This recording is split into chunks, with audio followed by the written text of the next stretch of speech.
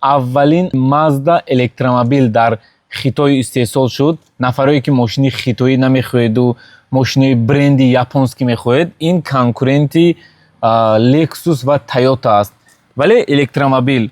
ҳоло блогерҳои хитоӣ инро видео карда истодаанд. Дар ҳақиқат мошини базеб аст. ҳоло камераашро нишон медиҳем. Камерааш 360 аст. Нигоҳ кунед. Яъне ҳамаи тарафро сиёмка мекунад. Дар ин ҷо бо 3D дорад. Камераи 3D. Салонашро бинед чӣ хел базеб. Мандаринови салон.